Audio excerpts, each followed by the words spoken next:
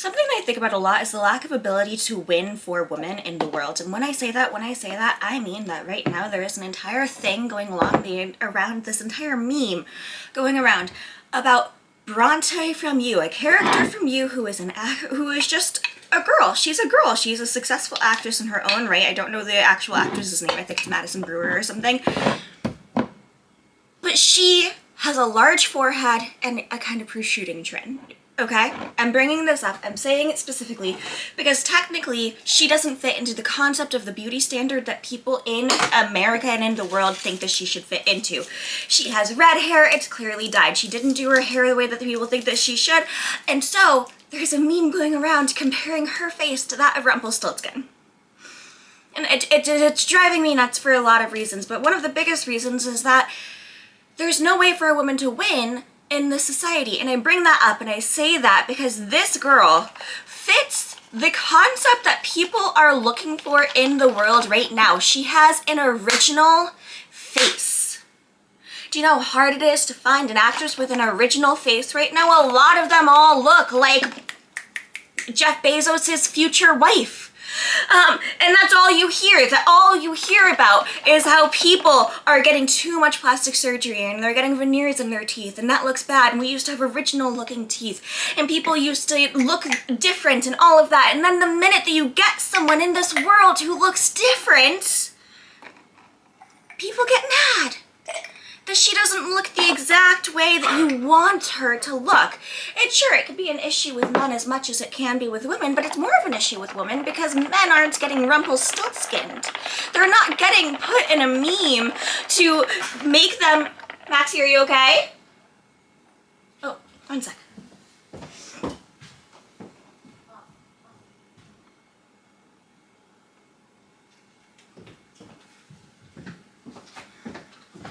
They're not getting put in a meme to mock the way that they look continuously, and then people say it's just a joke, it's not that serious. It is that serious, it's always that serious. It's always that serious when people decide that they're going to mock the way that somebody looks if they don't like the way a character behaves. It is, it always is, and people think that it's different, but here's the thing, you're okay.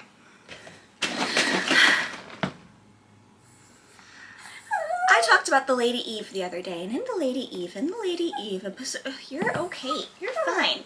She doesn't want to play. She's gonna kill you. My other dog does not want to play with him right now, and he's really not feeling it. He's really not having it.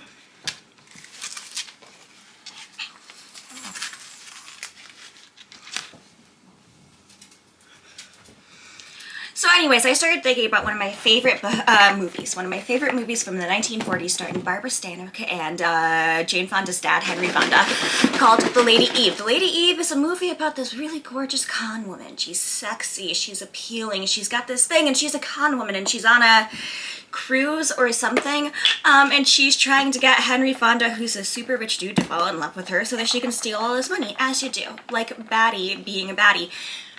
Barbara Stanwyck looks like Bella Ramsey. Not identical, but Barbara Stanwyck has the kind of bird-like nose, the very bird-like features that Bella Ramsey has. They're beautiful features. But Barbara Stanwyck in the 1950s was one of the biggest actresses around, okay? You put Barbara Stanwyck in a movie, that movie's gonna be a hit, and that movie's gonna be a hit because she's so fucking talented. It's insane. And she had a thing. And that thing made her famous.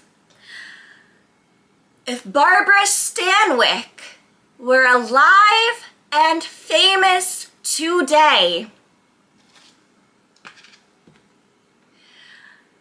I think that she would be mocked for her looks.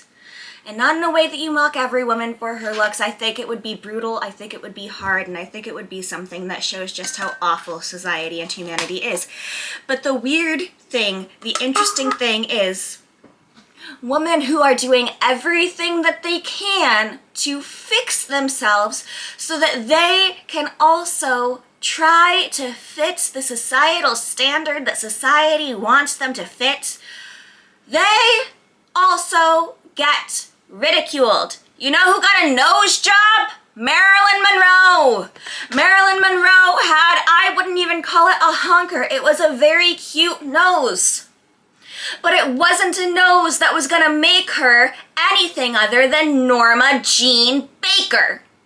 So she got a nose job because the shadow of her nose didn't hit right over the shadow of her lip. And then she started learning how to smile a different way. Marilyn Monroe has a very large undertooth smile in the way that she does it, because she's trying not to get her nostrils to move too much because people told her that it was wrong. And yeah, maybe fixing yourself for societal standards isn't great, but she did it and she became the most famous woman in the world. And it still wasn't enough for people, but if Marilyn Monroe existed today, people would find if she did a single thing wrong, like, I don't know, sleep with the president, people would find a picture of the old nose and they'd bring the old nose everywhere. They'd bring it out, they'd show it around, and they'd show it around specifically to shame her. Because that's what people do to Blake Lively now. People are so mad at Blake Lively for saying that she has been sexually harassed by a man. By a man who literally says, if a woman ever told me that I sexually harassed her, I would stop and I would listen and I would believe her, which Justin Baldoni has shown that he does not do over and over and over again because he doesn't think the way that he pretends to think. And so people are mad at Blake Lively, and while being mad at Blake Lively, and I'm not saying Blake Lively is a good person, but I'm saying that people don't want to believe that Blake Lively was sexually harassed, so they take out the picture of her old nose that she got to fit into the societal standards that people expect women to fit into, and they mock her for doing it. And meanwhile, there are actresses out there who have not gotten any work done, who are not trying to fit into the societal standard, or maybe already mostly do, but because you don't like the way that their hair is, or you don't like the way that their character is in a show, you make a meme about it. So all I can think about is the fact that if Marilyn Monroe were alive today and not Marilyn Monroe, if she were Norma Jean Baker, going into her first big film, all about Eve, which is different from The Lady Eve. Need to make that clear. All About Eve was a play, and then it became a movie. And a lot of movies back then were plays and then were made into movies, and they're all phenomenal. I love The Philadelphia Story, which was a play and then made into a movie and then made into a musical with a different title, which was then made into a movie.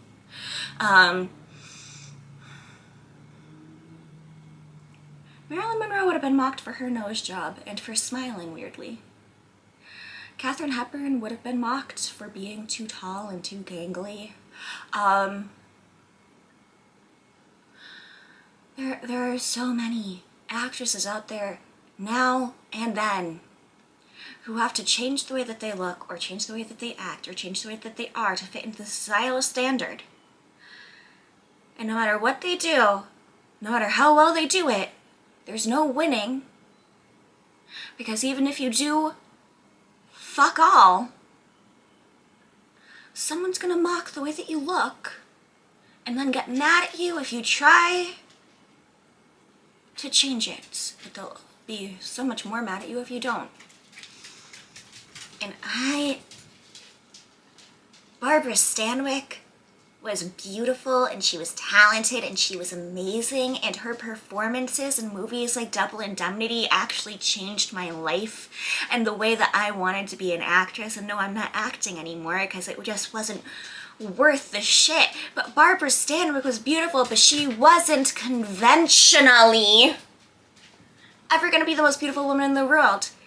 But because we didn't have Instagram and TikTok and Tumblr and Twitter and Threads, she was harder to mock. It would be on a magazine, it would be out for a week, a month, a day, and then it would go the fuck away. There's nothing going away anymore. And even when it does go away, it takes between 1 day to 6 months, and it will come back a year from now anyways.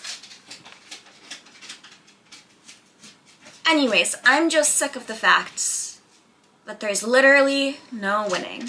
And two things are gonna happen on this video, and it's gonna be a really interesting thing.